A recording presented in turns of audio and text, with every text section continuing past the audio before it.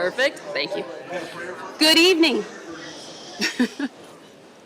Good evening and welcome to the City Council meeting of April 17, 2019. Chief Breezy, would you please call Pledge of Allegiance?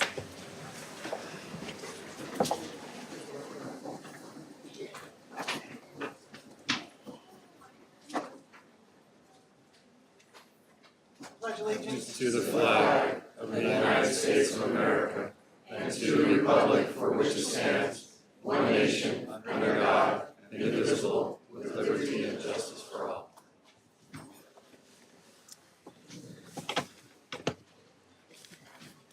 All right, item number 3, Deputy City Clerk Jana Souza, would you please do roll call? Here. Johnson Santos. Here. Jones. Present. Lewis. Belalta. Thank you very much. We do have a quorum. Item number 4, consideration of approval of the agenda. Do I have a motion?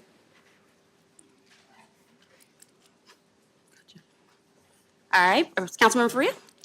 I'll move to approve the agenda as submitted. Thank you. Councilmember Lewis? Second. Thank you very much. Item number 5. Oh, excuse me. Sorry.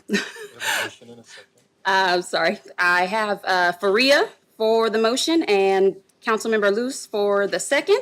Can we take a vote, please? All in favor? Aye. Thank you. Against? None? All right, carried. Thank you. Item number 5, presentation of National Day of Prayer proclamation. Steve Hammond, would you please come up? Pastor Steve Hammond.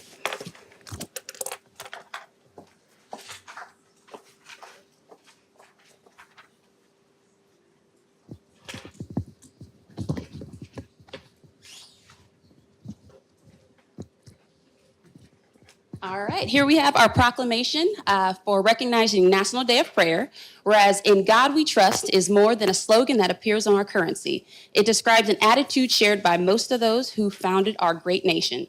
And whereas those who trust God and pray trust God, pray, and the history of our country has been and continues to be indelibly marked by people who come to God in prayer.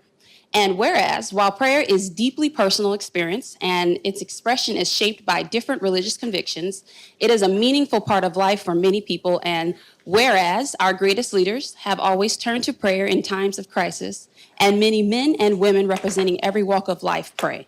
And whereas the President and the governors of the United States set aside a special day of prayer and invite all Californians to pray for our nation and our state.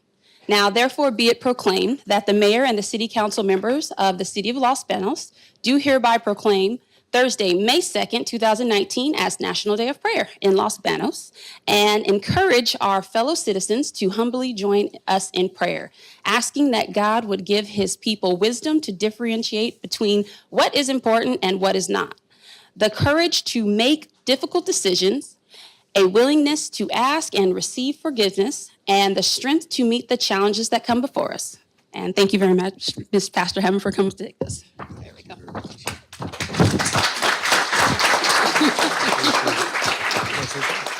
course, sorry. Well, thank you, Council, for your continued support every year. I believe this is our 23rd annual event, and so we're blessed to be able to have it in the council chambers. I want to invite the public to come out May 2nd at noon, and we'll have our ceremony here for about an hour. Then we'll have lunch across the street at the annex, as we usually do. And so we hope to see you there. And again, thank you for your support and reaffirming the importance of prayer in our city and our nation. Thank you very much, Pastor.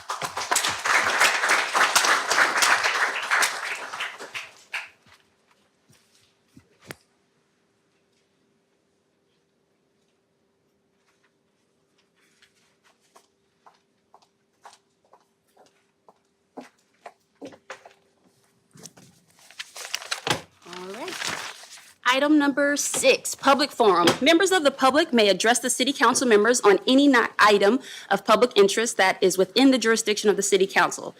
Includes agenda and non-agenda items. No action will be taken on non-agenda items. Speakers are limited to 5-minute presentation. Detailed guidelines are posted on the council chamber information table.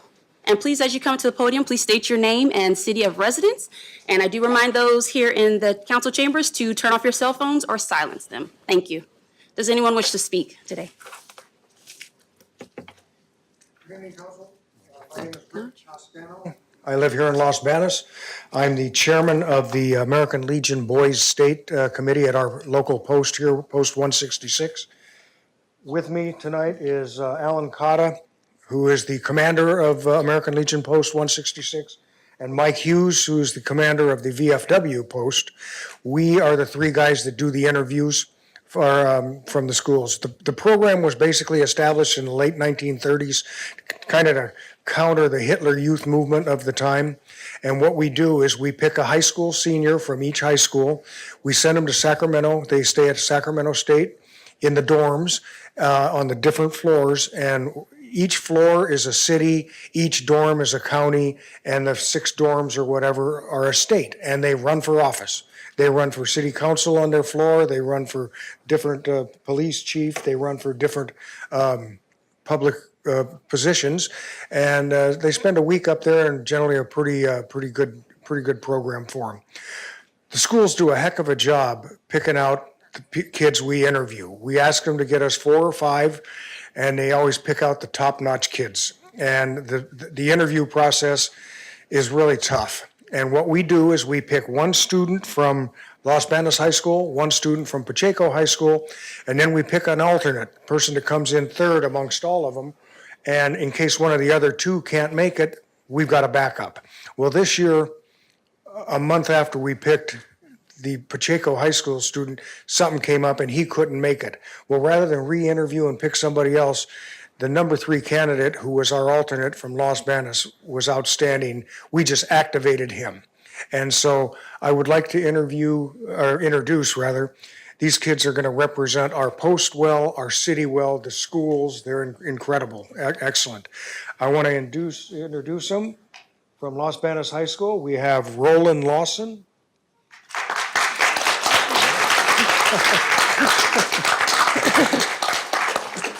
And the alternate was also from Los Banos High School, and he's right here with Sebastian Cardoza.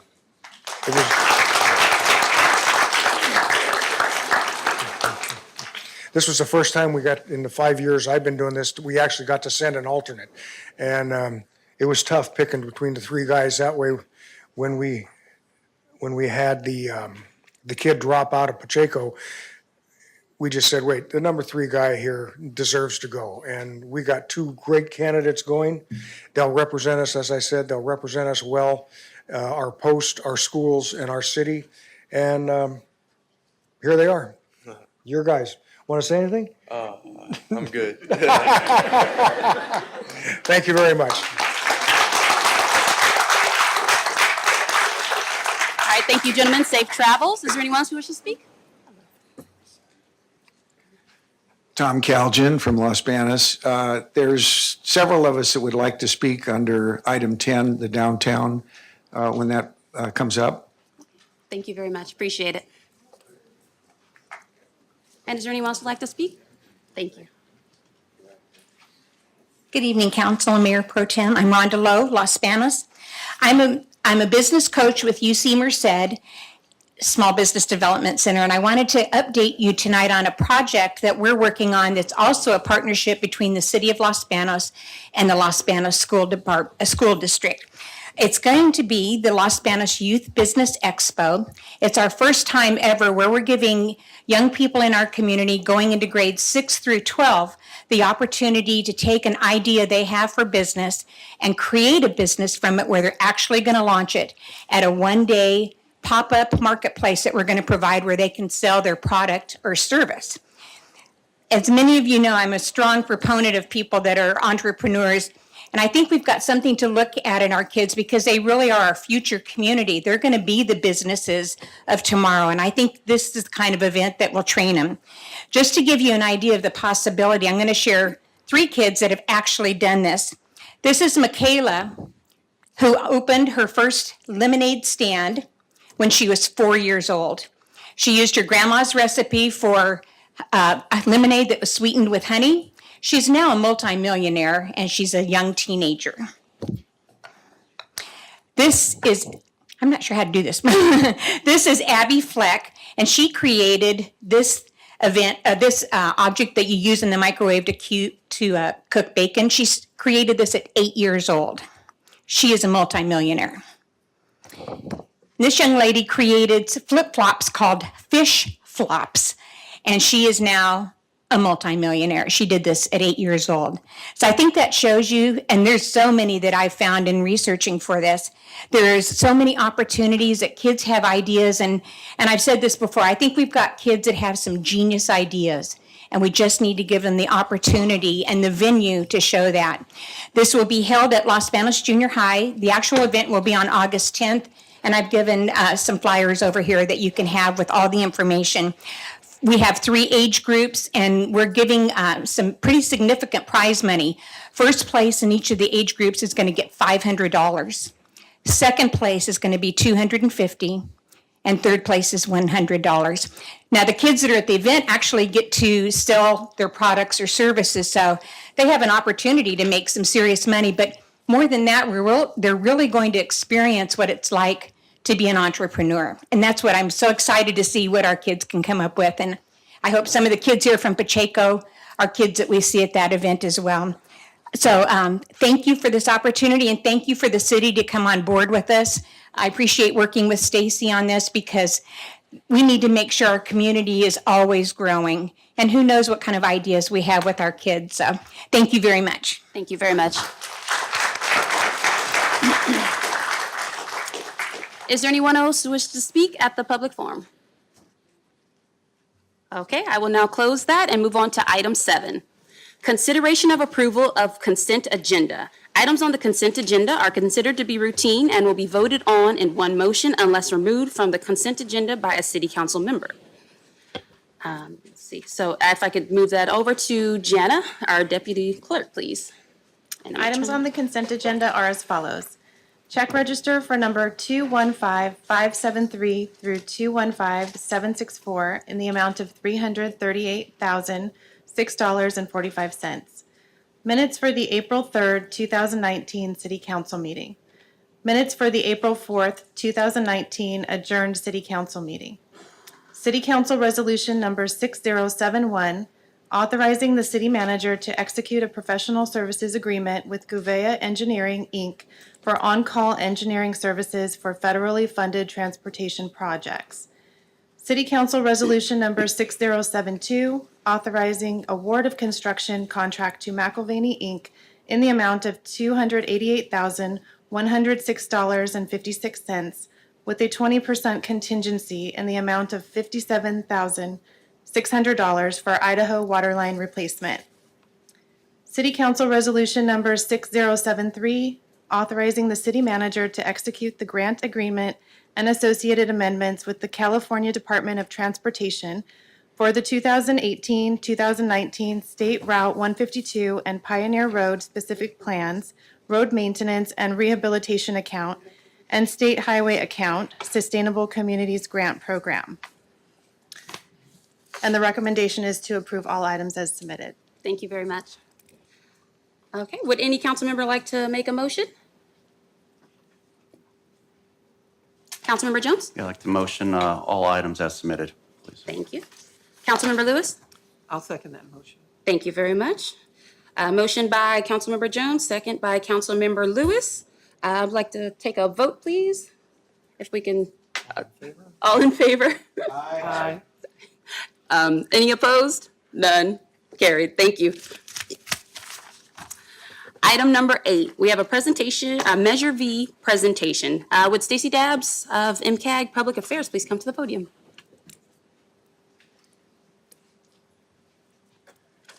Thank you very much. It's good to see everybody. I realize it's been some time since I've been at this podium to see you all, and I think it might have been about Measure V then, but it's been a few years and my position has changed. Again, my name is Stacy Dabbs and I'm the Executive Director for Merced County Association of Governments. And I understand we have a presentation loaded somewhere. I can keep talking. And if someone will just tell me if I just need to indicate if you'll be doing my slides. That's not the beginning. If you can, I think there's one more back. Okay, let's see, I think they're controlling it okay. Okay, we'll just go to the next one. That'll be fine. Yes, next slide, please. Okay, so thank you very much. I want to talk a bit. The main reason why we're here is because we're unveiling our first annual report for Measure V, and I want to give a quick refresher to, that's going to make our lives a lot easier. Thank you very much. An overview of the measure, but I can't help but not acknowledge what's happening behind me. I didn't expect this, and I want to say everybody's really excited to learn about Measure V, but I think there's a significance here that has to be acknowledged. So we are in year 2 of a 30-year measure. I'm a guess the average age of the students here is 16. This group will be 44 when we finish this measure. So think about if there's anyone who's going to hear this presentation and have a sense of how well we did in administering this program, these folks are going to feel that effect. I mean, that just kind of blew my mind when I thought about it. Put a lot of pressure on me too. So we're going to go through this. So at your seats, you have the report on the move. It's the first annual report for Measure V. We're excited to report that this is our first of what will be 30 editions of this report. That Measure V generated, and we're celebrating the generation of $20 million in this first report. It's not quite it's a little more than a 1-year annual report because, as you recall, the measure started its collection in April. So you've got April, May, and June of 2017, and then all of the rest of the fiscal year. So it's a little bit more than that, but we'll get into the meat here in a second. I already forwarded myself. So I think one of the biggest challenges that we have with this, or one of the biggest charges we have as the administrator of this program, is to make sure that we're keeping the promises that were kept to the public. And just as a summary, this is a 30-year half-cent sales tax measure. Every person in this county is contributing to this program, and the charge is to really make sure that everyone is going to feel the benefit of this program throughout the course of the next 30 years. So the promises that we kept were that there was going to be new revenue, and I already mentioned there was $20 million that we're already celebrating that's new revenue in this region thanks to Measure V. The other was that 100% of the funding was going to be spent on transportation projects in Merced County, and that there would be a citizens oversight committee to make sure that those dollars were being spent the way the voters charged us with spending them. That Citizens Oversight Committee, Los Banos has appointed a representative, and all of the jurisdictions have, and that committee meets quarterly. They only need to meet once a year, but they take their job seriously, and they meet quarterly, and they review those expenditure reports. And their action this past year was that their review of those expenditures were in compliance with what the voters said the dollars were going to be used for. So we also hired an independent auditor who looked at those expenditure reports as well, and that review was also concluded that those dollars were spent in accordance with the voter-approved expenditure plan. And then finally, there's the promise that we will keep the public informed and engaged. That's a personal commitment that I made when I stood here and at the councils of all the other jurisdictions, and that's really at the heart of what we're doing tonight. We're not just releasing a report and putting it on social media and on Facebook or to the media. It's about we will be going to every jurisdiction city council over the next 2 months, making this presentation and being available to answer any questions that you have, in addition to circulating this piece that you have that is available in English and in Spanish. So a quick overview of the measure. It has been more than 2 years since I think I was here to talk about this, and now that it is approved, just a quick refresher. So I mentioned Measure V is a half-cent 30-year sales tax that was approved by voters in 2016 with 71.3% approval. It estimated $15 million a year. We've exceeded that already. The plan did not include specific projects, so we've been working on developing those project lists with the staff here and in all the other jurisdictions and the elected officials. And it does require that every dollar be spent on transportation in Merced County. What I think is important is, which is a little hard to read from this perspective, but is in front of you, is the pie chart. So while the plan didn't specify Project A in Los Banos, Project B in Gustine, Project C in Dos Palos, it said these types of projects will get this type of funding. So it's a percentage based on the type of project. So what's important here is the breakdown. Half of the money that is generated goes to local jurisdictions. 44% of the money goes to what are called regional projects. These are big, benefiting multiple jurisdictions type of projects. And that 44% is further divided to make sure the east side and the west side have their proportionate shares. So the west side of Merced County, the jurisdictions on the west side work together to identify projects that will benefit the west side of Merced County, and the same goes on the east side. And then 5% of the revenue is dedicated to transit, and we'll talk a bit about that in a second. And then MCAG, as the local transportation authority, gets 1% to administer all the services that are involved in terms of reporting and auditing and all of that good stuff. And if you have questions or if I'm talking too quickly, I've had a lot of coffee, so just give me the slow down. I want to get a bit into some of these categories that are important. So I mentioned 50% of all the money that comes through this program goes to local jurisdictions. And what's important about this is that it literally comes to us from the state.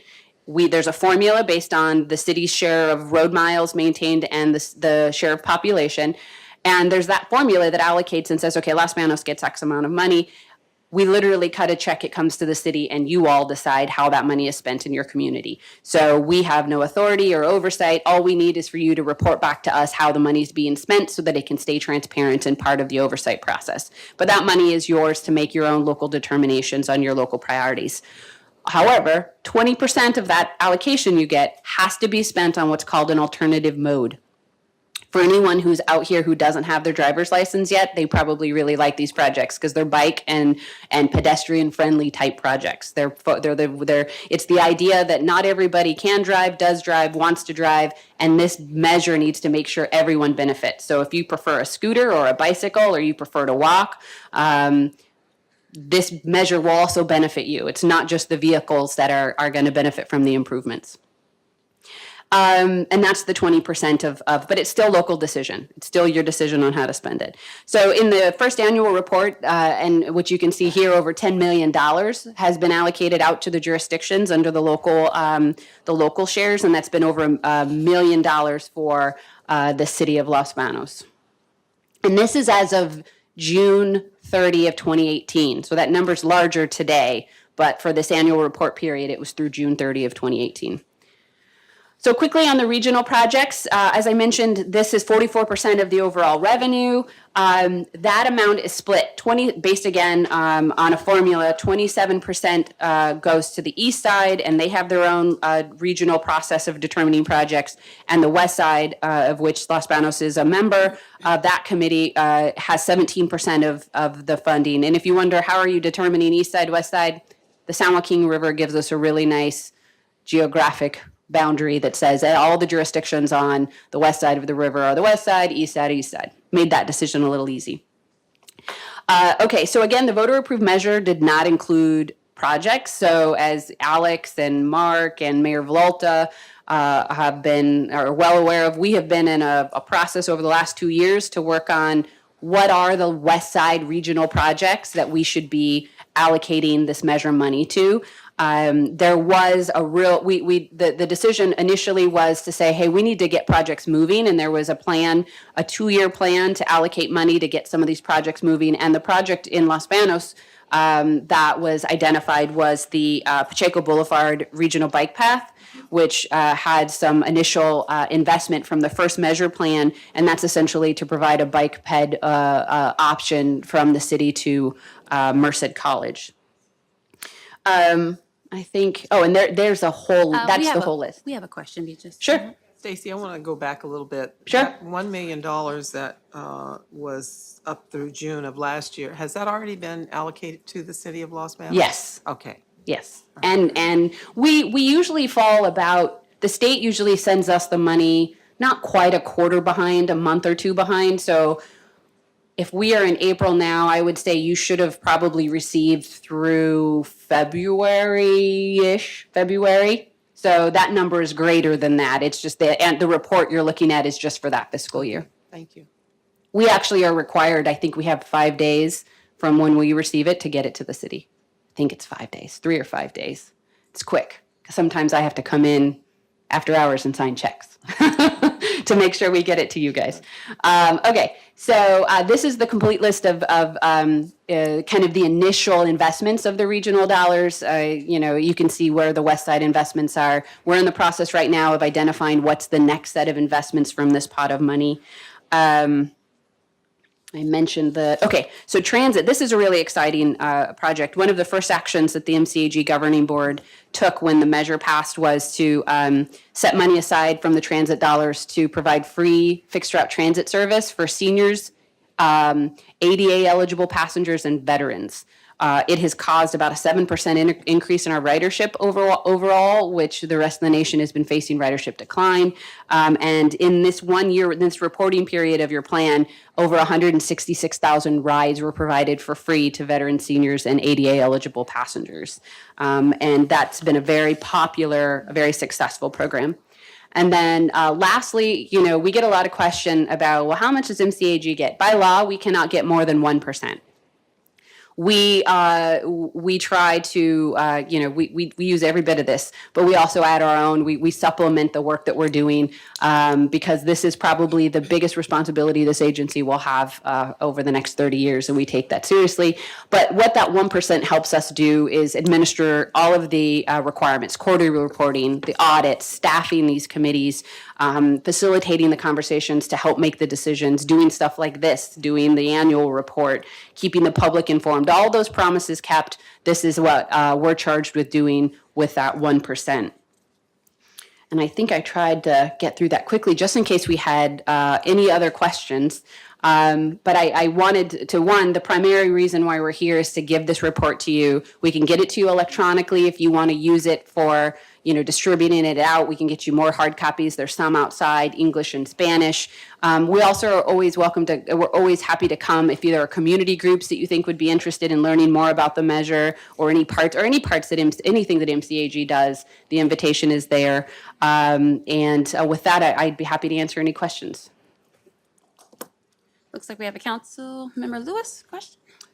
One more question, Stacy. On the free rides on the bus that you spoke about for veterans, senior, and ADA, is that an ongoing or is that only during certain periods of the year? It is ongoing.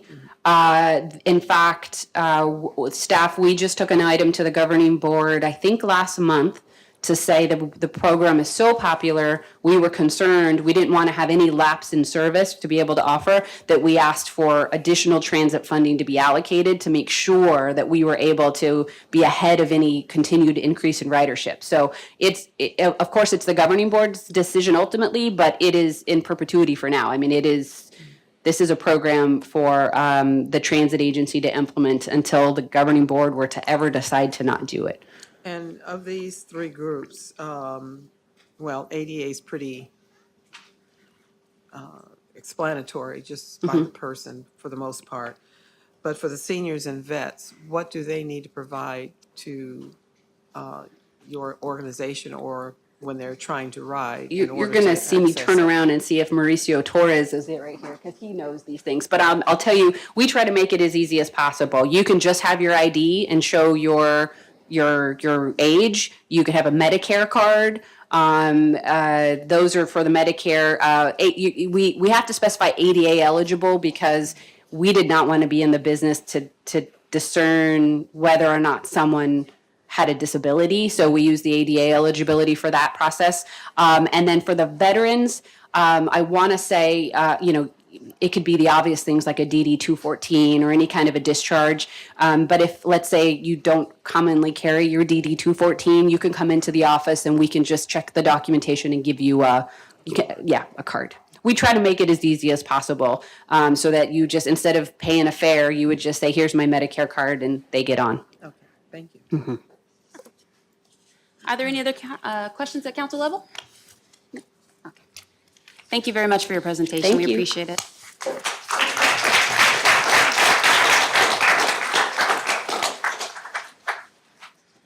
All right, moving on to item 9, public hearing. If you challenge the proposed action as described here in court, you may be limited to raising only those issues you or someone else raised at the public hearing, described herein or in written correspondence delivered to the city at or prior to the public hearing. 9A, public hearing to receive public comment and consideration of a new article to Title 9 of Chapter 3 of the Los Banos Municipal Code regarding sidewalk vending in response to Senate Bill 946, Safe Sidewalk Vending. As consideration of ordinance number 1171, amending Title 9, Chapter 3 of the Los Banos Municipal Code, adding a new Article 45 to create a sidewalk vending program, amending related provisions of the Los Banos Municipal Code, and making a determination of exemption under California Environmental Quality Act, CEQA. And I'd like to move that over to Stacy Elms, Director Elms. Thank you, Ms. Mayor Pro Tem Johnson Santos and City Council. There's a PowerPoint presentation for this item. Gotcha. All right. So just a little bit of background on this particular item. Back in January of 2019, Senate Bill 946, which was titled Safe Sidewalk Vending Act, became effective. With this Senate bill, cities can no longer prohibit sidewalk vending on city sidewalks. SB 946 allows cities to adopt some requirements regulating time, place, and manner of sidewalk vending, but it has to be directly related to health, safety, or welfare. So what city staff did was we took SB 946 and the directly related reasonable conditions, regulations related to health, safety, and welfare, and that's how we formulated this particular ordinance that's before you. SB 946 is clear that perceived animus or economic competition are not valid health, safety, or welfare concerns to justify the imposition of time, place, or manner restrictions. So, trying to restrict sidewalk vending to mitigate brick and mortar competition would not be valid in the state's eyes. It's also defined as any person who sells food or merchandise whole on, and this is wholesale, on a public sidewalk or other public pedestrian path, including parks. So that's the definition of a sidewalk vendor. The proposed ordinance before you requires an annual admin permit to engage in sidewalk vending. SB 946 prohibits cities from requiring a discretionary zoning permit. So it does not allow the city to require planning commission approval. It actually prohibits that. So SB 946 requires that if the city is going to require a permit, that be done ministerially over the counter. It requires an indemnity agreement. So our proposed ordinance will require that the applicant sign an indemnity agreement holding the city harmless as they will be operating on the city public right-of-way. It requires liability insurance, and the policy is for a minimum of $1 million, which is also in line with mobile vendors. And it prohibits sidewalk vending along sidewalks, pathways, courtyards, or grounds adjacent to the buildings and facilities that make up Los Banos Community Center, City Hall, our courthouse, Los Banos Library, Los Banos Police Station, Los Banos Fire Stations, Los Banos Memorial Hospital, and along sidewalks of major streets. And those major streets are Badger Flat, Pacheco Boulevard, Mercy Springs, H Street up until 2nd Street. And I'm probably missing a street in there, but it is included in your staff report. But staff felt that for safety reasons, that it was necessary to prohibit vending in those areas. Also, the proposed ordinance prohibits sidewalk vending within any roadway, median strip, or dividing section. So sidewalk vending has to take place on the sidewalk. And it restricts sidewalk vending in the vicinity of certified farmers markets, swap meets, special events, schools, churches, playgrounds, and athletic fields. And this is to ensure safety, but also that those particular events are not having to deal with a sidewalk vendor, and that if they have their own vendors, that vendor, if it were a mobile vendor, would be incorporated under those special events. It restricts stationary sidewalk vendors from vending in areas zoned exclusively residential. So you can't just have a stationary sidewalk vendor in a residential district. That would be prohibited. And it restricts hours of operation if it's a roaming sidewalk vendor, it would have to cease vending by 7 p.m. in the residential districts. And if it's commercial, would need to cease operations at the same hours as the rest of the neighborhood. So in a commercial area, for instance, downtown, we have businesses that close at 2 a.m. Stacy, it looks like we have a question. I do apologize. Sure. Excuse me. Yeah, Stacy, you just said that there's the prohibition for vending in residential districts, but you did indicate something about being allowed to do that. So I'm Yes. confused. So there's two different types of sidewalk vending. There's a roaming vendor and a stationary vendor. A stationary vendor is prohibited in a residential zoning district, but a roaming vendor can vend in any zoning district. There's no prohibition. Okay, that makes it clear. Also, for our pocket parks in residential areas, are they prohibited from vending there as well? They are not. The SB 946 prohibits cities from prohibiting parks, sidewalk vending from parks.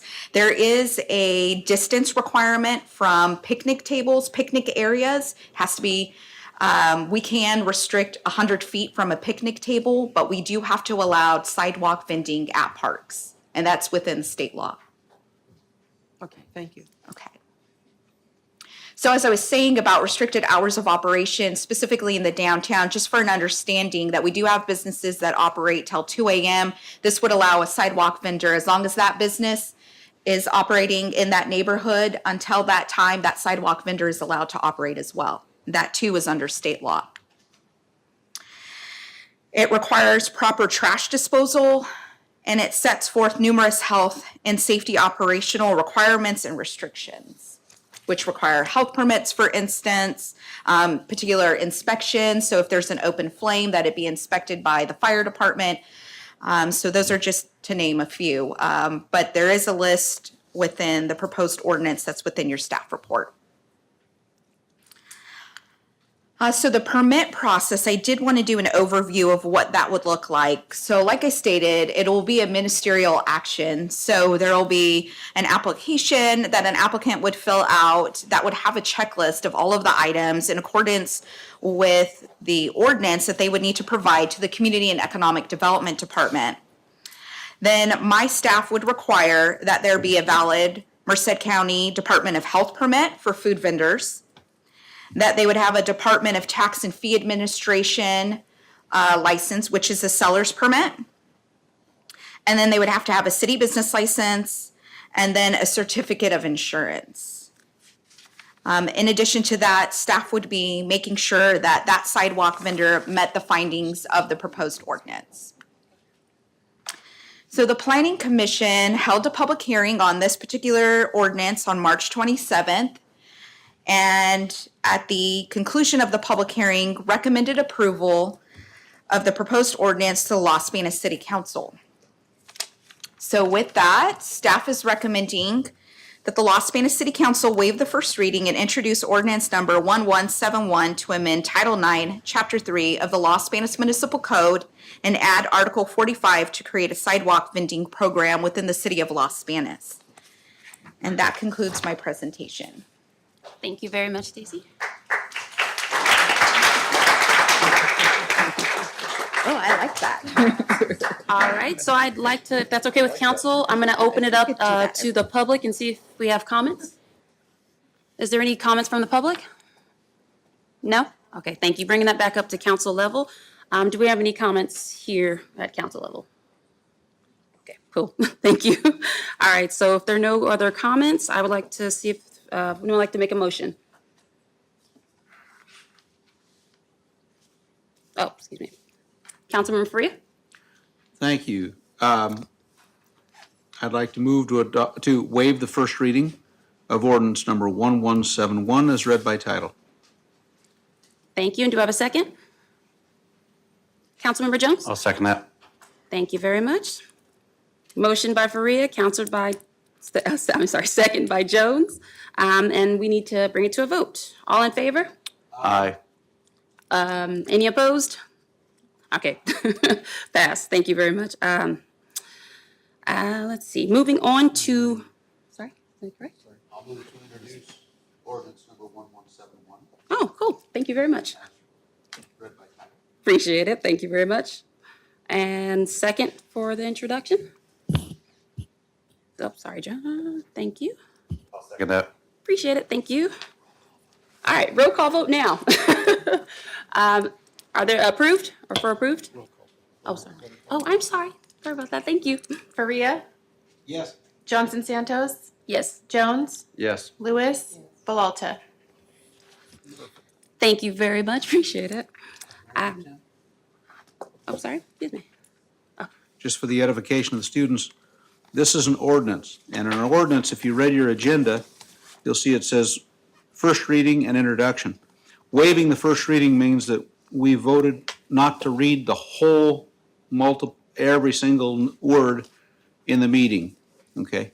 That we were able to pass by just a general I, no vote, in a general vote. The introduction of the ordinance, now we introduce the ordinance, now that has to be approved by a roll call vote, and then next council meeting, there will be a second reading, or actually the waiving of the second reading, and that can be just a general vote, and then the adoption.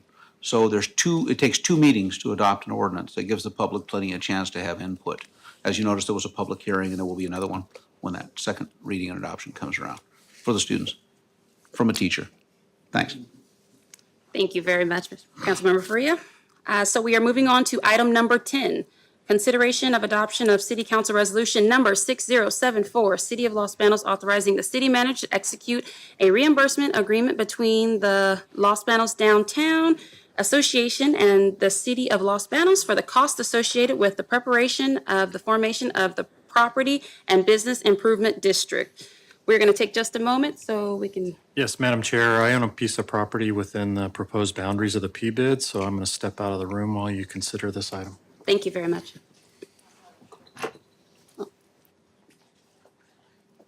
You had a question? Okay, if we have legal questions, who's going to deal with that?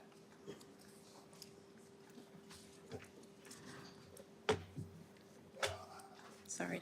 That's okay, thank you.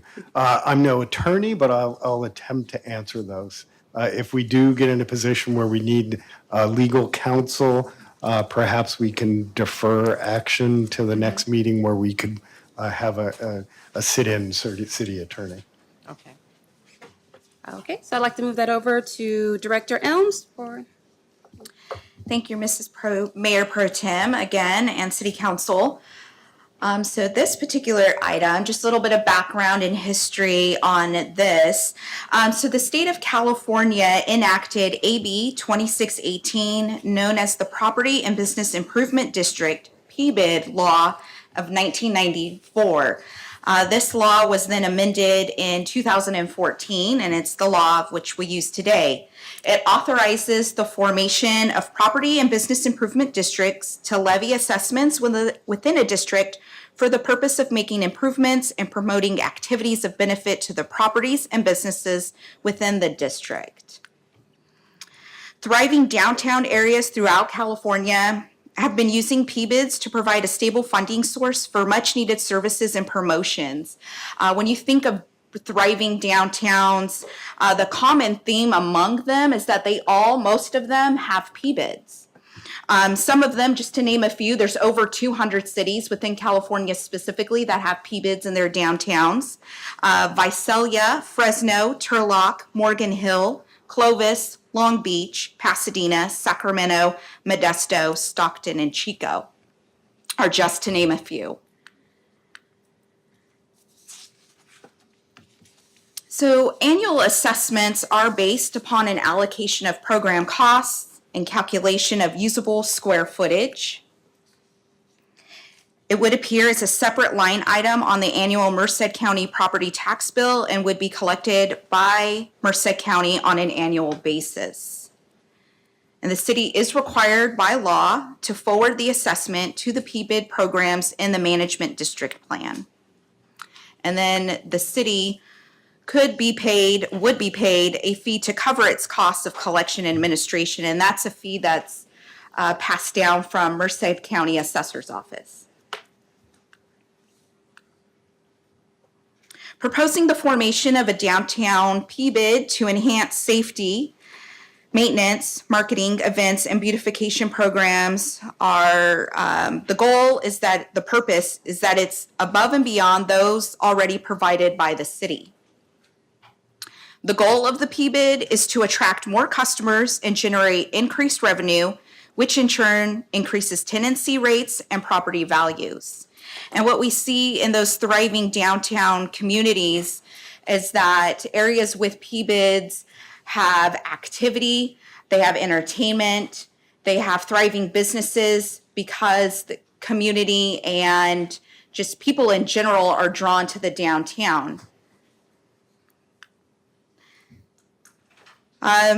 The Downtown Association has held community meetings to provide information regarding the formation of a PBID and to determine the support.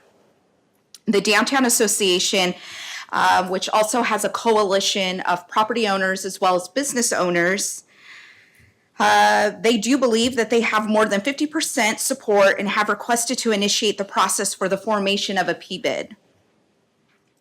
And the association has compiled a district management plan that provides the service plan and benefits of what they're proposing would be a part of their PBID.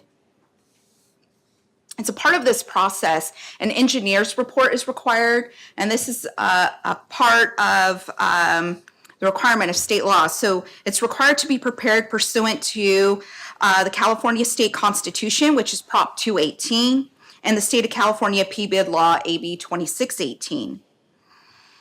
According to these laws, it's required to identify all parcels which will have a special benefit provided by the district.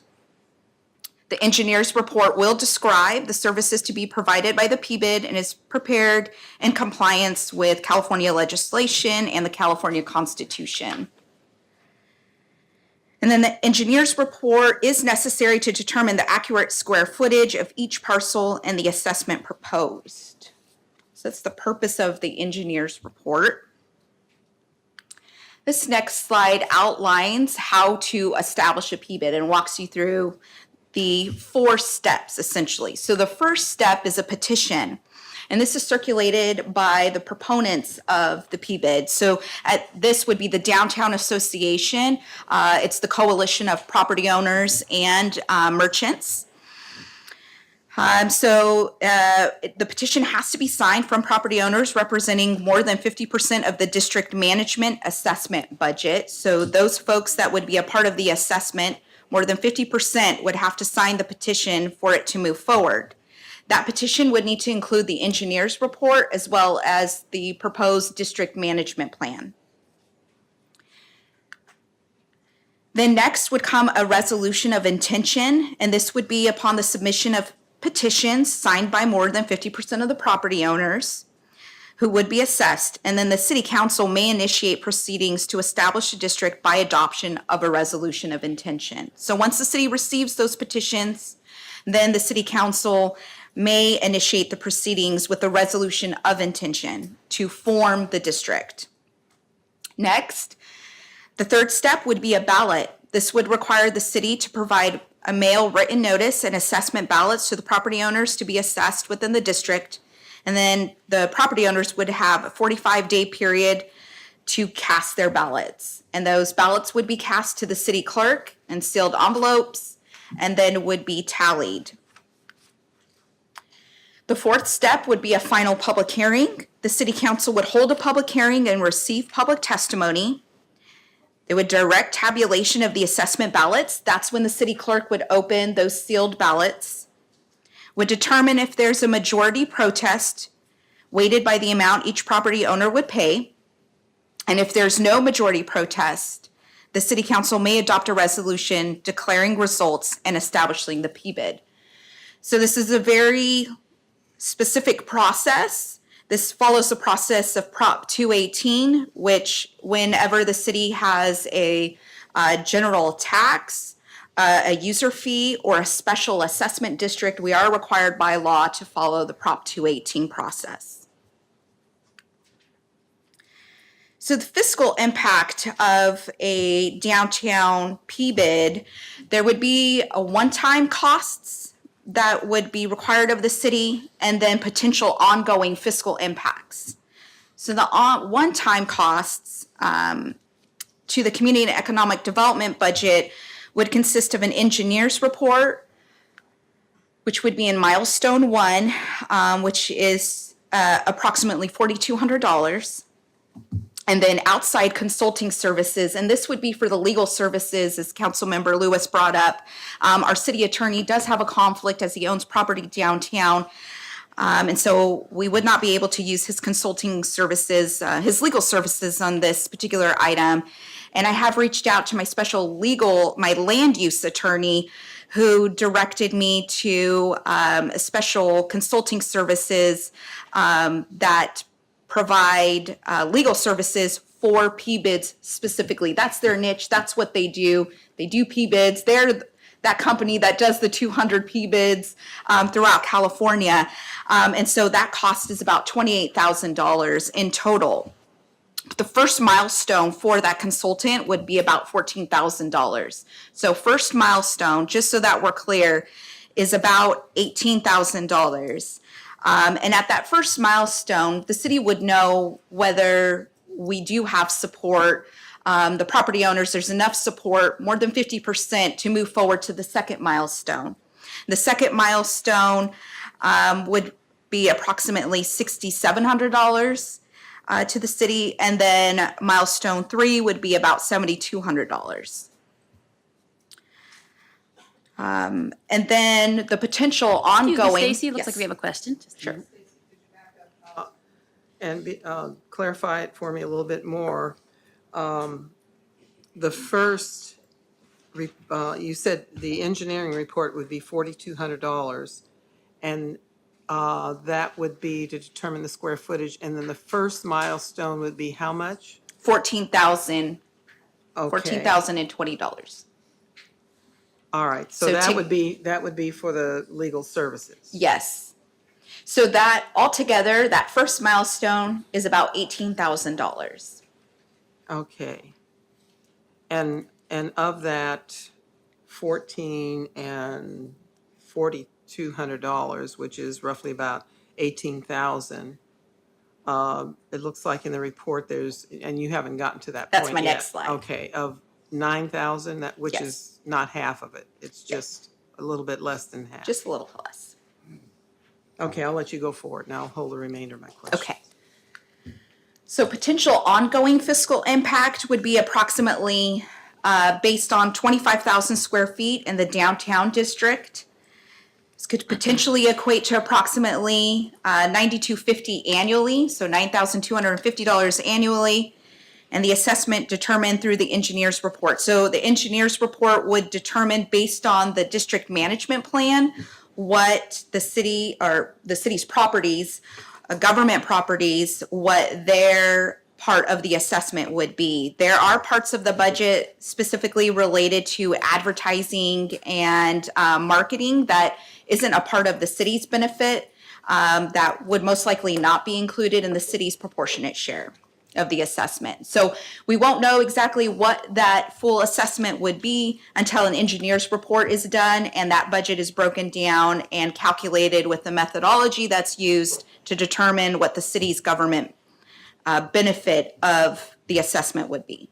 So of these, I don't think. You're on. Yeah, Am I sorry, still I on? didn't leave you Okay. on. Of the 3 milestones here, there's a portion of the first milestone to be paid back. What portion of milestone 2 and 3 is to be paid back to the city? So the city's proposing that we would absorb those. We would absorb milestone 2 and 3. Milestone 1 does have a bit of risk associated with it, 'cause we're not quite sure if if there is 50% majority support, and the city would be asking the Downtown Association to split that with the city. But if the project did move forward, milestones 2 and 3, the city would be proposing to absorb that, or city staff is proposing to absorb that. And what is the reasoning behind that? So the use of the outside consulting services is really more for the city's benefit, and that those are legal services to make sure that the city is legally processing the PBID and the formation of the district according to law, and that we ourselves are covered. So it's really to the benefit of the city that we do have that outside consulting service. The city, we're not required to have this outside consulting service, but based on the circumstances that our city attorney is conflicted out, and that city staff, we're not experts in PBIDs, although we have been learning as a part of this process, we need to have this consulting service to guide the city and to help us make those legal decisions and to make sure that we're following the process correctly. And you know, my concern exactly, if this benefits everybody, then everybody should pay a portion of this. It should not fall on the taxpayers of Los Banos to pay for more than 50% of what's going on here. And, you know, I can partially agree with, you know, paying half of the first portion back, but the remainder of the milestone should be divided among everybody. All the business owners should be included in this because they benefit from this as well. Their properties are being assessed for square footage and determining what they're going to pay. It's not, you know, and from what I read in this report, it looks like we as a city are going to have to be included in this as a result of the law. So we shouldn't have to absorb the total cost of this. And I don't see that as being fair to the taxpayers of Los Banos to do that. We have so many things that we're in need of in Los Banos, and I don't mind helping the business owners out in this, but it has to be a fair and equitable amount of money that we're giving up of tax dollars, considering all the things that we need to do here in the city of Los Banos. So, you know, that's my position. I feel very strongly that we need to make sure that this stuff is divided up equally in a proportionate manner and that the city is not bearing the burden of it. It looks like we have another question for Councilmember Faria. My question is, we said we think we have the 50% plus one, but we're not sure. Is that correct? Yes, we have received an informal petitions from the Downtown Association, which is at 51%. Okay. Now, do we need to hire the consultant before we do the official ballot? Or could we do the official ballot before we hire the consultant? So we'll know whether we should even be hiring the consultant in the first place.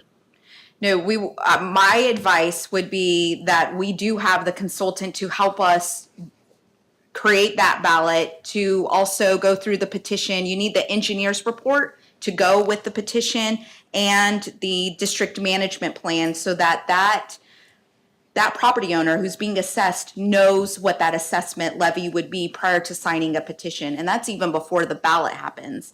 So my advice would be to make sure that the city is following the process properly, that we have that consultant help us, guide us, help us make those decisions. Okay, so then we pay for the engineer $4,000, and then the consultant, that first milestone would be part of the balloting process. So we'd be paying half, and we'd be paying half, 14,000. Downtown Association would be paying half, 14,000. Landowners. So those second milestone 2 and 3 would not be reached until after the balloting. Is that correct? Yes, so that first petition is, first milestone is really the petition and the petition process. Okay. And so then we would know after that of moving forward. Milestone 2 takes care of the ballot and sending out those ballots. And then milestone 3 is that final process with the public hearing. Okay, so I have no problem supporting a $4,000 engineer's report, and I have no problem supporting paying half the milestone 1, and then milestone 2 and 3. We don't even need to. I don't think we need to concern ourselves with that until we see what kind of support we're going to have after the ballot. That's my opinion on that. Okay, thank you. Thank you, Councilmember Faria. Okay. Stacey. Okay, so assessments are determined through the engineer's report. So the reimbursement agreement, staff is proposing a reimbursement agreement with the Las Banas Downtown Association for the first milestone costs, which break down to the engineer's report of $4,000 and consulting services of $14,000. And it's proposing to split the first milestone costs with the Las Banas Downtown Association. So just rounding, it's about $18,000. And so the city's proposing to split that in half with a repayment of $9,000 for a share of the cost incurred by the city for the formation of the PBID. And this would be over a 10-year period because that would be the period of the PBID. And also the Downtown Association, they're raising funds. We understand that association right now is being reorganized and is getting on their feet. And so city staff is proposing that would be over a 10-year period. So recommendation, that basically concludes all of the technical components of this presentation. So staff's recommendation is that the City Council would provide direction to staff to continue moving forward with the next steps in the formation of a Las Banas Downtown PBID. Back in September, the City Council directed staff to start seeing if there was support for a PBID with the Downtown Association. And so staff is just asking for further direction to continue moving forward in this process. We just want confirmation that we're on the right track. And then in addition, that the council would adopt resolution number 6074 to authorize the city manager to execute a reimbursement agreement with the Las Banas Downtown Association for costs associated with the formation of a PBID in downtown Las Banas. And that concludes my presentation. Thank you very much, Director Elms.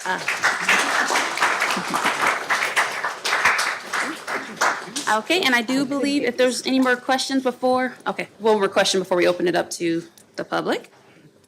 Please go ahead, Dr. Thank you, Madam Pro Tem. Stacy, I do have one other question in regards to, that slide for, the different pay schedules.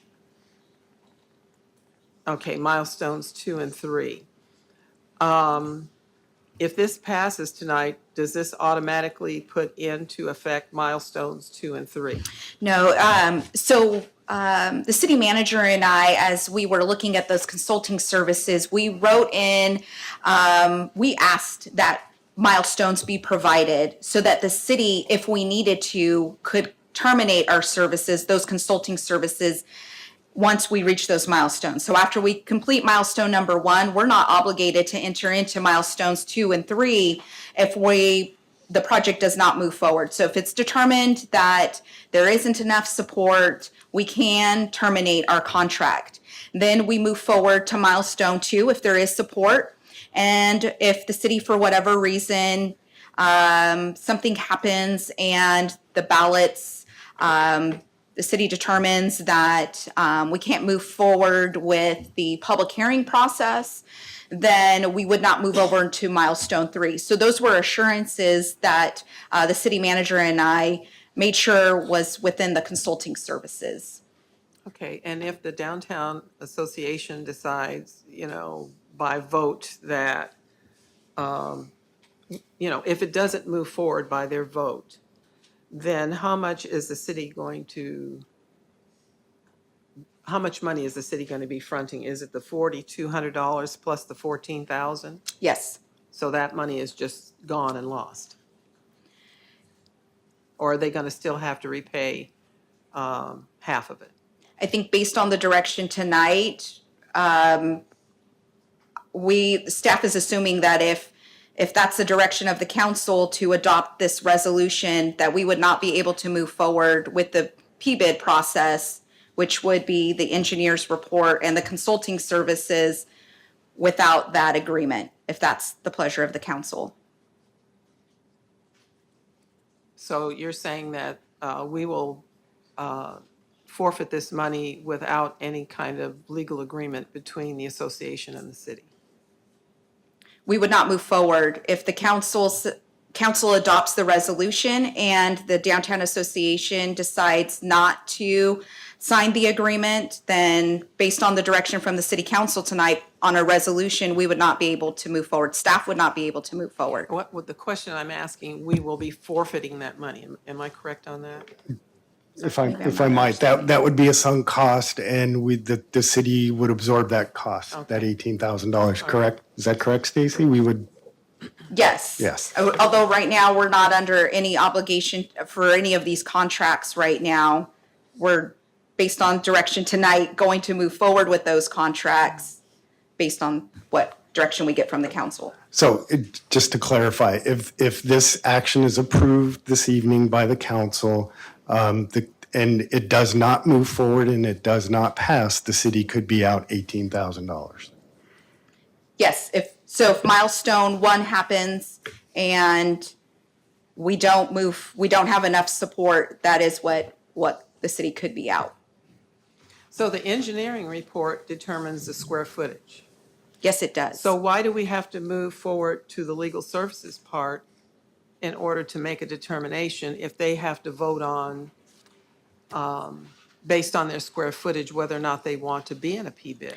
Because they go hand in hand. So the engineer's report is actually a component of the district management plan. Is that, So they is go that hand in state hand. law? Yes, that's part of Prop 218. It requires that there be a district management plan, so a budget which allocates where the expenditures are going to be spent, where the improvements are going to occur.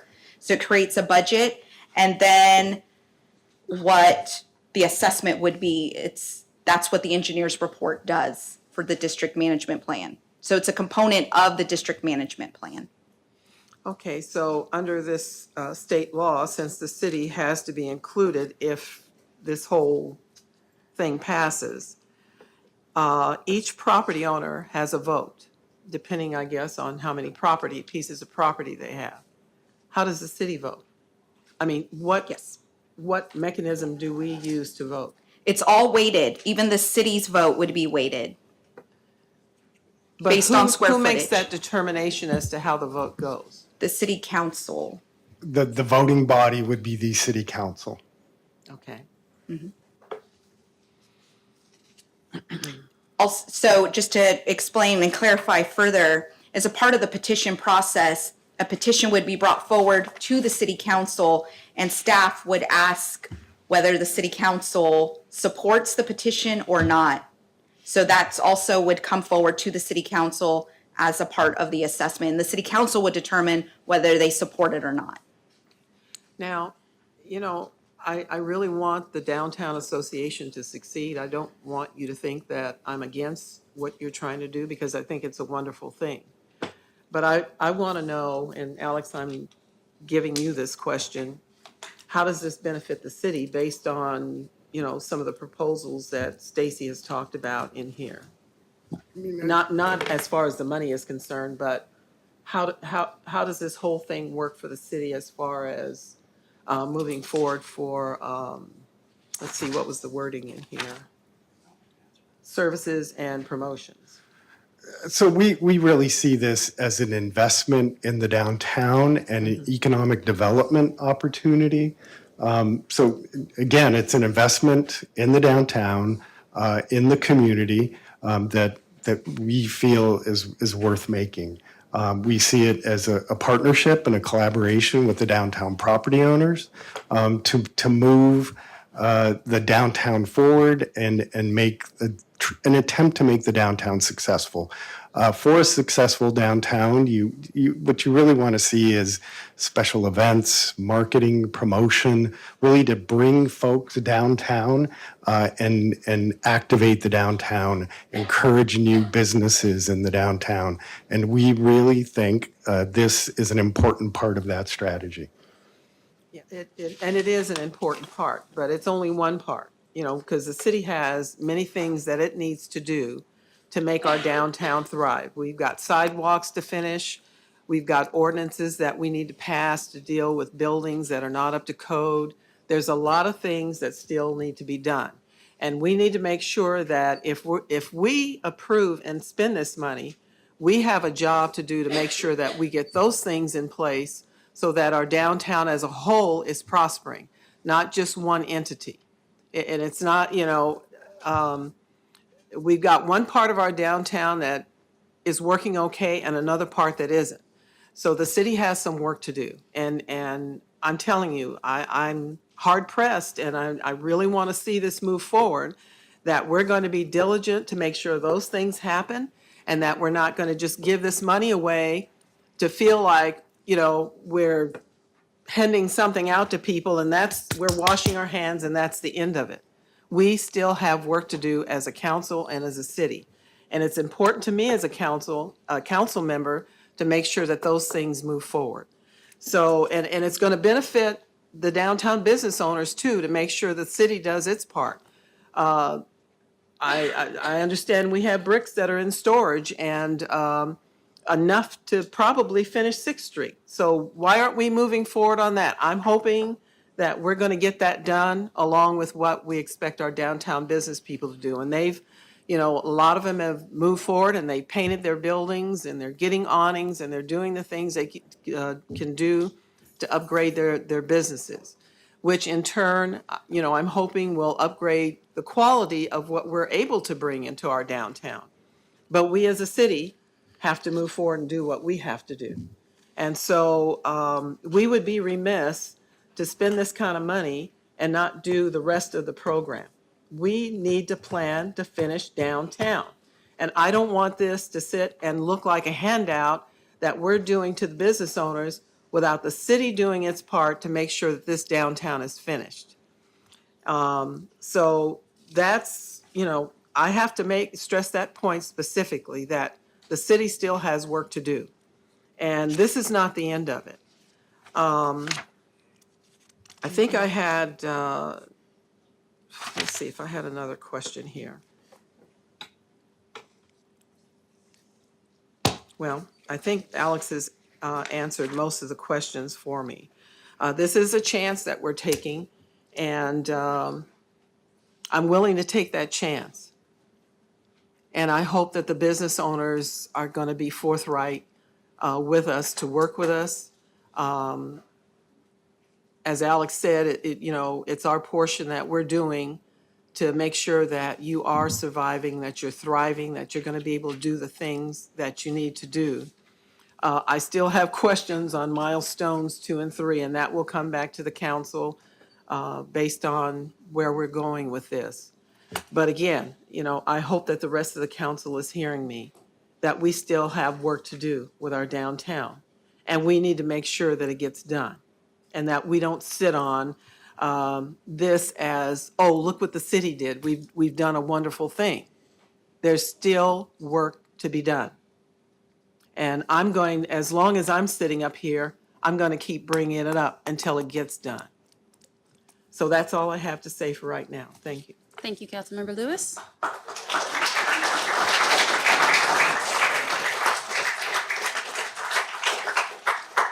Before I take that to public comment, is there any other questions with the council members? Bring it back. Okay. I would like to open up the public hearing for any comments. Public comment.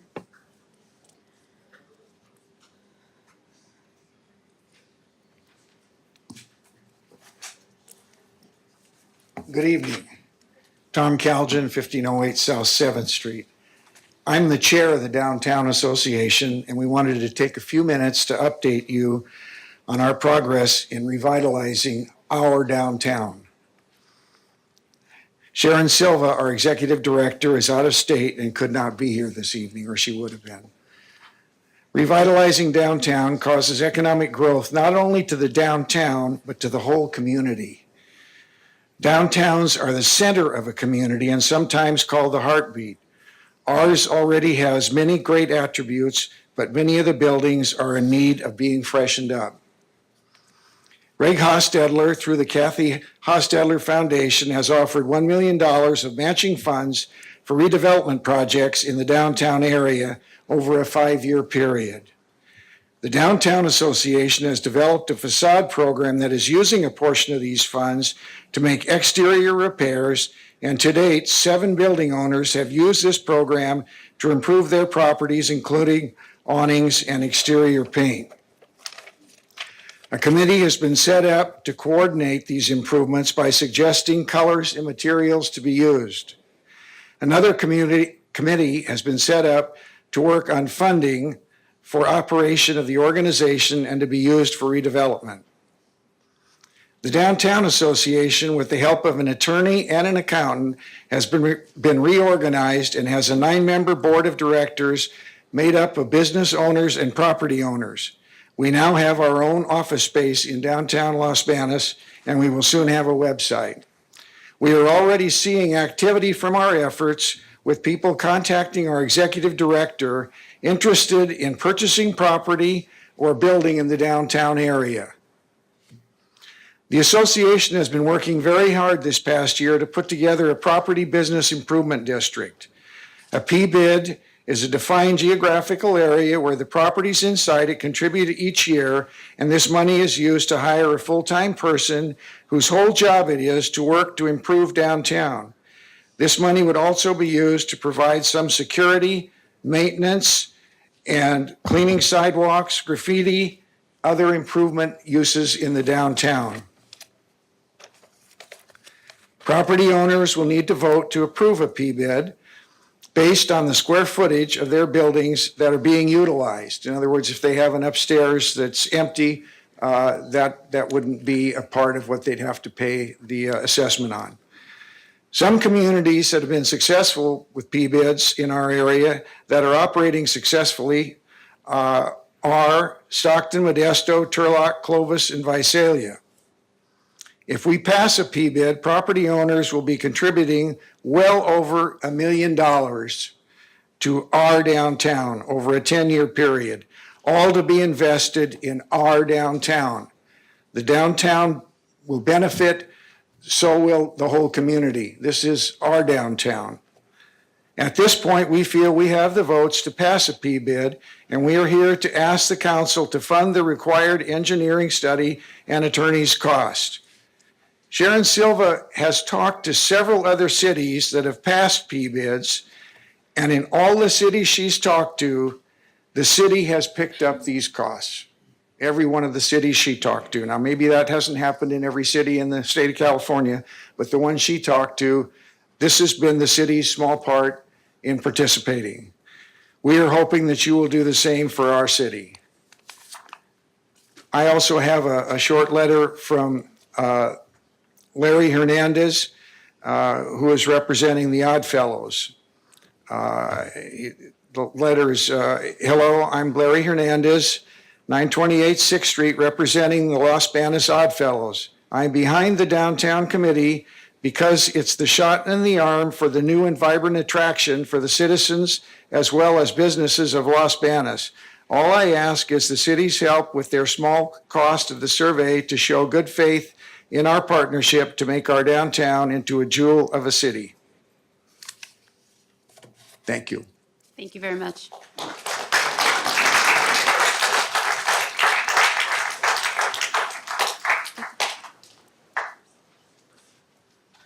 Hello, my name is Carlos Loreto, member of the Downtown Association and business owner of Gala Furniture. I really think the PBID would be really great for downtown. It'll keep it nice.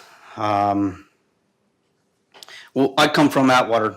I commute here 40 minutes every day. I did have a business in Atwater. I had 2 more businesses in Merced. 2 of them were in downtown Merced. I don't think Merced had a PBID. I'm not sure if it did, but if they did, they never contacted me, and I closed my 3 businesses that I had, Atwater and Merced. Now I'm here in Los Banos, and I like downtown. And when they came to me about the PBID, I was really interested in it, and I think it's going to work really well for the city of Los Banos and for business owners. We have to make it happen. There's no other choice. If it works for Turlock, if it works for other counties, Los Banos is great. It's growing. It's not going to stop growing, and we want to be part of it.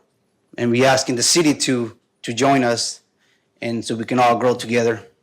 And that's that's all I have to say as a business owner, and just keeping it short, brief. All All right, thank you. guys. Thank you very much for your comments.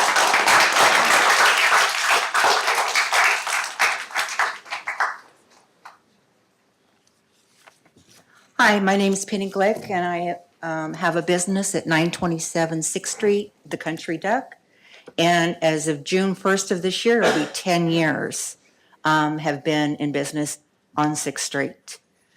I'm not the only one. There are several businesses there on 6th Street that have way over 10 years and has supported the downtown and put their hearts and souls into their businesses, tried to keep their businesses clean. And we know the city at one point didn't have a lot of money, but we try to make it look as nice as we can. A lot of us have planted flowers in the flower beds to make it look nice. The downtown, we have businesses inside. The landowners have the buildings, but Los Banos, the community, has downtown. They're the owners of downtown, really, when you think about it. On there, the city owns the streets, but who's it for? It's for our community. One of the things I hear all the time, and I think even from the council, is when somebody is looking to bring a new business, and we all want businesses to come to Los Banos, where is the first place they go down to look? And my understanding is they go downtown. They want to see what their downtown looks like. And like I say, some of us have worked very hard to keep our buildings clean, make it look nice. We would like other businesses like mine in Fleur de Lis and the drugstore and Pearson's and the many that have been there for a long time. We want actually more to come down, because when you shop, you just don't want to come down to one or two. You want to come down to more. We would like to make it enticing so restaurants can come. We can have more activities downtown. We want it to make it a nice place for everybody to come. On my social media, I do get a lot of people that come from out of town. I have people come from San Jose and are commuting to Fresno. Well, in that meantime, they will come into downtown. But that's just a fraction of what we can get to our downtown. With more money, more budgeting, I'm really hoping that part of this PBID will be used for marketing. And I know Stacy said, well, that part wouldn't really benefit the city, but it does. Because that marketing that brings more business into our downtown brings more tax dollars to the city council, to the city. So, like I'm in for it. I am actually the current treasurer of the Downtown Association Board. We have worked really hard on our fundraisers to start getting more money so we can start helping the city make their downtown look nice. So I encourage you to vote, positively with this. At first, Mayor, Council Member Lewis, I was a little upset with you at first, being in my district. But it was like, okay, she's come around now. I understand that, and kind of coming through there. So I do encourage you, for all of us that are downtown and want to keep it nice. Again, I was born and raised in Los Banos. My father was born and raised in Los Banos. I know what it was like in the beginning. And I know what online shopping has done to small businesses. So, I just want to thank you for letting me speak, and hopefully this is a positive thing for all of us. So thank you. Thank you for your comments.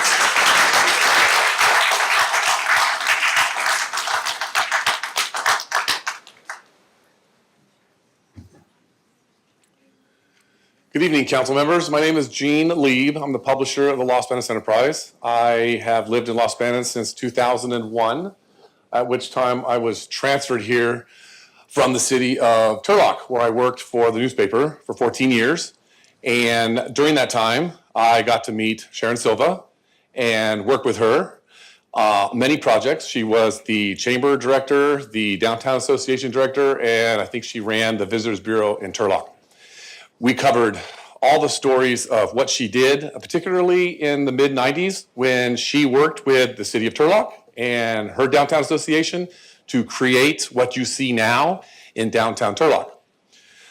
When I came here in 2001, I realized and looked at our downtown in Los Banos and almost felt like I had gone back in time to the days when I was in Turlock prior to their renovation. And I don't know, Tom's always a history aficionado, so if you go back to early 2000s in Los Banos, there was a movement with the RDA to create a new Los Banos downtown.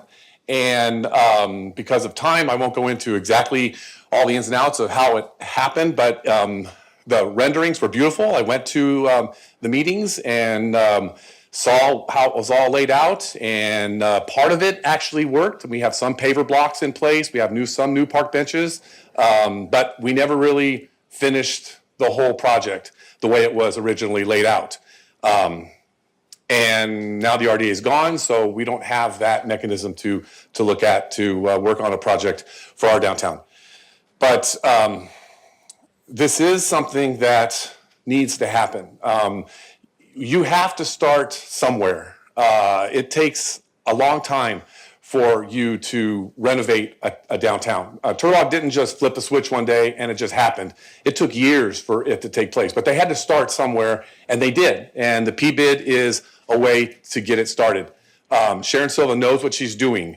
The other thing that's different now in 2019 that we didn't have in 2002, 2003 is we've got property owners stepping up to the plate now saying, yeah, we want to spend our money. We want to partner with the city. We want to make this happen. 2002, we didn't have that. A lot of the property owners stood back and said, well, I like the idea, but I'm not going to pay for it. But that's not the case in today's world. They want to have an assessment levied on them to help pay for this. But it's a partnership that has to happen with multiple entities. It's not just the Downtown Association can't make this happen by themselves. The city has to be involved. The county has a role to play in this as well. The P-bid money that's generated can be used for multiple projects. All the paper blocks we have sitting in storage right now could be put in place with P-bid money. We could make that happen. The city wouldn't have to pay for that. The P-bid money could pay for that. So there's a lot of things that could be done, but you've got to start with the vision of what Los Banos is going to look like 10, 20, 50 years down the road. And it has to start someday. Why not start now? The downtown is the heart of Los Banos. The downtown is the heart of every town. I mean, go back to the TV shows of Little House on the Prairie and Medicine, Dr. Quinn, Medicine Woman. It starts with the downtown, and then it spreads from there. It's the heart, and you've got to take care of the heart. And it has problems from time to time. And there's going to be issues with downtown. But we have to create a P-bid. We've got to come up with a plan, and then we have to implement it. We have to implement it with everyone on board. It has to happen that way. So I wish you guys would just think about, 20. I'm not going away. I'm 55 years old. I plan on being at the enterprise till I'm 75. So I got 20 years to watch this project. And in 20 years, I want to one day walk downtown Los Banos and see what I see in Turlock. I don't want it to be Turlock, because it can't be Turlock, but it can be Los Banos. It's going to be what it's going to be based on the property owners and the city council and how it's going to be developed. So please think about the future, and let's just get it started now. Thank you very much for your comments.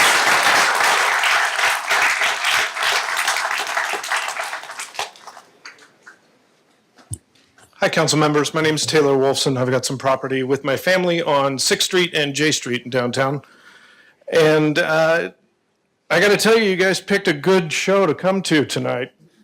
I'm hoping that this is one that all the children here in the room, young adults, can remember as a time we wouldn't be coming in front of you unless we thought we had the votes to get this passed. So here we are, and we're asking you to help us move forward. What we needed to do was convince 50% of the property owners that they should take money out of their wallet and invest it outside of their four walls. that they would invest it in downtown Los Banos. I believe we've been successful at doing that. I was really pleased to hear that you want to continue the growth of downtown Los Banos and that the PBID and being a part of it as a city is not the end of it. And it is not. It is on all of us as a community to come together and build what is downtown. And over the last, let's keep a positive spin on it. It is continuing to go forward. It is growing currently. We're seeing if you haven't had a chance, I was just talking to Alex earlier about the Rexall Drugs has now got all their neon fixed in front, so we've got that going. The dance studio and the insurance company, we've redone that building. There are several other property owners that have redone their buildings. We're actually converting some of our storage space into usable retail space in downtown. So we're investing in downtown. We've been investing in downtown for over a year. I absolutely understand where you're coming from with people's tax dollars. I can tell you as a family over the course of the last year, we have more invested than both step 1, 2, and 3 already. And we're asking for support in the form of the city so that we're all on the winning team. I feel like this is the tipping point. I feel like we have the votes, and I feel like the city is on board as well. And we're asking you, therefore, to help us realize this. And again, I did want to specifically address that the money that's raised for the PBID is not used by the property owners or the business owners inside their buildings. It is used for things like sidewalks and streetlights and plants and whatever is deemed necessary to rise the bar for all of downtown and the entire community. So with that being said, I hope that you will consider showing the support that my family and those people sitting behind me have shown to start this and get the ball rolling for the last year. And please vote to go forward with this as well as picking up the bill. Thank you. Thank you very much for your comments. Is there anyone else who would like to speak? Okay, I'm now closing that and bringing it back to council level. Council members, are there any other questions? Councilmember Lewis? Thank you.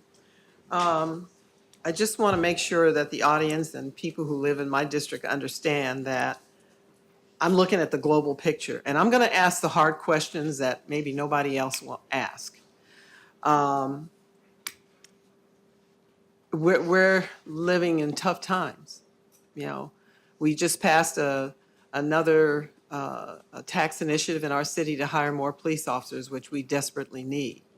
So we, you know, as a council person, I have to think globally of what's going on. I want our, you know, I came from Morgan Hill, and I'm sure some of you know what Morgan Hill looks like now. And when I left Morgan Hill almost 30 years ago, it looked like Los Banos. So there's been substantial growth there, and there's like a little mini major city in the back streets of Morgan Hill now. I don't know what it's, you know, I don't know if I'll be here when you'll be here. I may be dead and gone.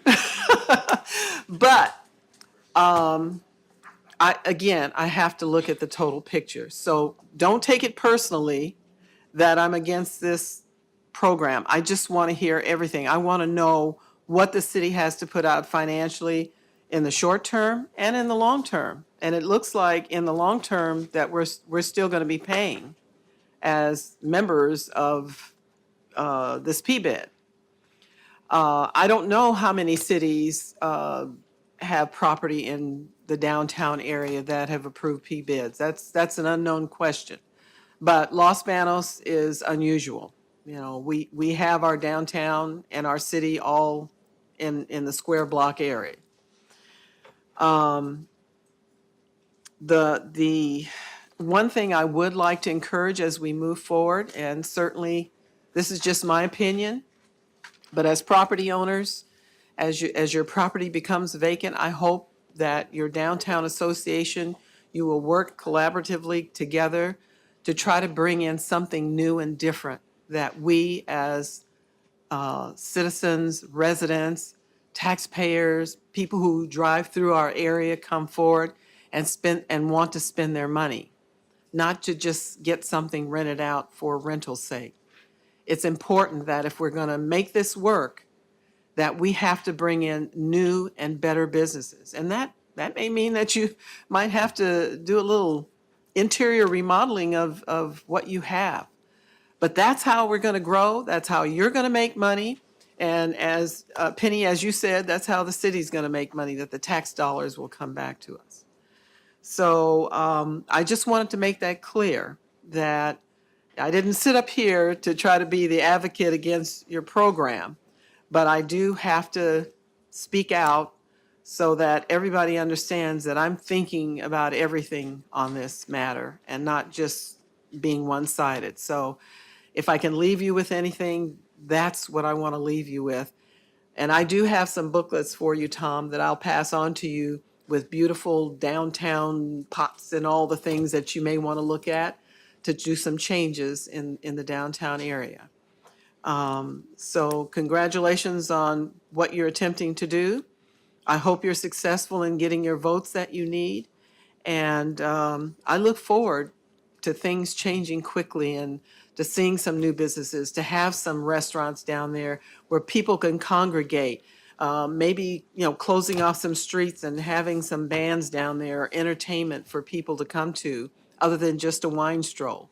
So there's a lot to offer the residents of Los Banos. And I think, when these things start to happen, that some of the people that may not frequent your downtown who live here, who may go to the big box stores, may end up coming to you when you offer them something that big box store can't give them. So that's what I'll leave you with tonight. And thank you to the staff for the work that you've done. And that's all I have to say. Thank you. Thank you very much, Councilor Lewis. Councilmember Faria. Thank you, Mayor Pro Tem. I'm very pleased to see the energy coming from the landowners. I'm very pleased to see the energy from the students tonight. I don't know how many of our students here have actually been to our downtown. May I ask that question of them? Mayor Pro Tem? Yes. If you could raise, with your permission, how many of you have actually been to downtown Los Banos? Raise your hand. Okay, good. All right, very good. So we're on the right, everybody knows what we're talking about. How many of you realize that Los Banos has one of the last downtown corner drugstore soda fountains? You will not find a drugstore with a soda fountain in it anywhere else in Northern California. That lunch counter there is a historical landmark. We have a bar downtown. It's a historical landmark too. It's one of the oldest businesses in Los Banos. And of course, the Wool Growers is downtown Los Banos, has been in business since I think 1891. Los Banos, if you do a little research on our history, your downtown is what's left of what was left over from an earthquake, the 1906 earthquake, and a big fire years later. It used to be a 3-story downtown, including an opera house, a very large train station. It was built on the vision of Henry Miller, who was actually a German named Heinrich Kaiser. And the town was built much bigger downtown. The town was much more elaborate than the population would have inspired. It is a unique place in the world. It's a unique place in California. We're in the center of the state. And if you read the history of Los Banos, you'll find that we've had a great deal of influence on how the state, agricultural world, and everything else. These are wonderful things about Los Banos. I'm very pleased also to see our staff is taking this very methodical approach to guarding the city's money, because Los Banos has a problem. We're not very rich. And the city of Los Banos has 40,000 people with a $14-15 million general fund. A city like San Carlos and Menlo Park with 20,000 people have over $100 million in their general fund, to give you an idea. So every time, like our sales tax Measure H, that's helping us with police and fire. Everything we do, we have to watch our pennies. Now, right now, we have, our financial staff has gotten we are in the best financial state we have been in a long, long, long time. And it's only because we pinch those pennies. We watch every little bit. And that's why we're so fussy, why Miss Councilmember Lewis over there is so concerned, and I'm concerned and so fussy. I like this methodological approach. I want to see what the vote is. I want to see that energy. Los Banos has a unique, and I think our consultant, and as we work with Ms. Silva, and who's had experience with this, we have a unique challenge that I don't know if other cities have, and that's the fact that 6th Street crosses I Street. And if you go, 6th Street is like Mayberry, if you ever watch the old Andy Griffith show. Everybody knows each other. It's like day and night, two different cultures down there. And other cities, generally, the I Street, our I Street has a lot of bars on it. And at night, there's a lot of activity associated with those kinds of businesses that are not compatible with what we want to see with the stroll district, which is like our downtown 6th Street. And that's the challenge that we're going to have to face, our consultants, Ms. Silva and and the Downtown Association. That's our biggest challenge in order to make that work. Because the idea is to turn it into a stroll district where people feel comfortable walking downtown. We talk about Turlock. Well, Turlock has university there with 4,000 students who come downtown and like go, and a university always changes like UC Merced now. Any town with a university has a whole big financial shot in the arm, and also has a lot of entertainment type things because the college kids, their parents give them money to go to school, and they have money to spend. They like to go out, 20-somethings, and they have a good time. I know I was a college kid once. I didn't have any money, but I was a college kid once. I was busy working while I was in college. But so this is the challenge that we have. And I support very much this idea of a step-by-step approach to see how we go. The city is part of the downtown. That's going to come on. So I wholly support the city plan that staff brought forth today with that up to step one, up to milestone one, and then let's see how things look at that. In the meantime, we can also take a look and see how are we going to solve the I Street, 6th Street dilemma, which has been and will be, unless we solve that problem, will continue to be a barrier, a roadblock to the success of what we want to see. Kids, once again, I want to remind you that Los Banos, take a look in some old pictures. We have history books about Los Banos. Some of the most famous people in the world. I mean, Bing Crosby used to come here to hunt ducks. And this town is a small city, but it's a big deal. And we're a big deal because it's water, farming, our founder, our history. I would love to see our city downtown. I'd love to see that downtown rebuilt back to 1906, pre-1906. That would take a great deal of money and energy, but boy, would it be beautiful. So that's a dream, and a dream is always the beginning of any idea. Everything you have in your life, everything we have in our lives, is always every good thing in the world is the product of somebody's good thought. Someone had an idea. So I'm going to shut up now. And I don't know, is there any more conversation? Well, I would like to make a comment. Just I more have to comment. say, Stacey, I'm fully down for doing the downtown revitalization and getting this P-bid started. I think it's a very good idea. The downtown revitalization has been on the books for some time, and I've lived here since 1996. And although you do notice small changes here and there, which should really help downtown, it would be beautiful to really kind of get downtown up and going. So I have to say for myself, I am completely behind it. So thank you very much. And are there any other comments? Thank you very much. Oh, not fault. We're going to get you. So the business owners that came forward tonight, when they first started investing in themselves, there was no guarantees on anything. They don't know if they were going to be in business the next day. They were throwing out money as an investment to regain income, longevity of that. This here is a small investment for the city, very small. I mean, we just approved contingency for $57,000 on a water line. Now, granted, that comes out of a different fund, but that's just daily business for the city to allow these contingencies without giving it really second thought about it. This amount of money here that we're investing into the city, we're going to make it back at least tenfold on future sales tax. The more, let's just say this, the better looking the downtown is, the more businesses that will come in, more people that will shop downtown, more traffic, more sales, and we're going to make a lot of sales tax off this. So this is a great investment for the city, hands down.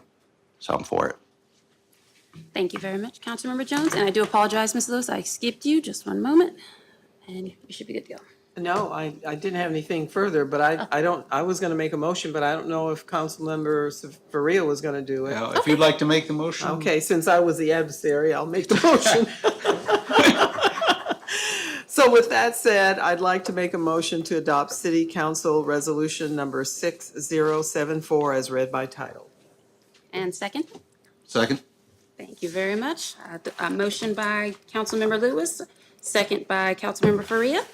And Stacey, we're good with all the direction you needed for? I mean, we can go out of order with the resolution, but I'd also like direction to staff, although I feel like I do have direction from the city council to continue to move forward. I think I've heard positively from everybody, the majority, to move forward. So I just want to make sure that I'm reading that correctly. And, but that's fine with the resolution. Perfect. Thank you very much. Stacey, are you speaking specifically of the phase one? Yes, to continue to move forward with the next step. Yeah, I think that's part of the resolution. Yes, okay. Thank you very much. All right, so moving on to item number. All in favor? Oh, we're gonna get that one day. Okay, all in favor? Aye. Thank you. Opposed? None. Carried. Okay. Thank you very much. Call back in the city attorney. Call back in the city attorney. We're moving on to. I'm sorry. Let's go grab. Oh, that is true. Hey, he's back. Here he comes. He's I'm been gonna get watching. this together, but. Gotcha. Boom. Should be okay. Thank you. All right, moving on to item number 11, advisement of public notices. It looks like there are none. Item 12, city manager's report. City Manager Terrasis. Nope, you're good. I don't was think I trying have to a be lot tonight, Mayor Pro Tem. Just thank you to the students for coming, spending your evening with us. We do typically have 2 meetings a month, and you're welcome to come to any of those other meetings. So don't feel like you just have to come to one to get your credit and humor your teacher in the back of the room. So thanks for coming. See you any other night as well. Thank you very much. All right, moving on to item number 13, City Council member reports. I'm moving to Brett Jones. Councilmember Jones. No report tonight. Okay, thank you. And Councilmember Lewis. No report, thank you. And Councilmember Faria. Thank you. I want to wish everyone a happy Easter coming up. And also, this week, we saw one of the greatest landmarks in history with a fire, Notre Dame Cathedral. It's not the first time that bad things happen to beautiful things. Chartres Cathedral in France has 2 different spires because one was destroyed and had to be rebuilt. So it will be rebuilt. And just remember, though, it took 200 years to build it and only took 1 day to mess it up. And so that's a good lesson for all of us to learn. Los Banos High School Choirs, a week from today, we have our spring concert. And it will be at 7:30, multipurpose room, Los Banos High School. We're doing our classical fair from the festival season and the year, and we'll be finishing off though with a set of tunes from Queen, from the band Queen, including Bohemian Rhapsody, which is very exciting to see. Good stuff. And then I guess I don't need to discuss that now. So. Thanks for coming tonight, and thank you, Mayor Pro Tem. Thank you very much, Councilmember Faria. I want to thank everyone for sitting through this with me. It's my first time in the hot seat, and you can tell it didn't go great. Thank you so much. I really appreciate it.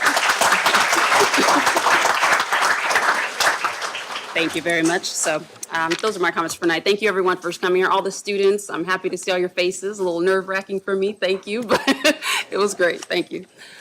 So There's a note that, as a note, we are, the next regularly scheduled city council meeting of May 1st, 2019 is canceled due to the May Day Fair. The city council will meet in regular session again on May 15, 2019. And as of right now, we are going to join the meeting at 8:49.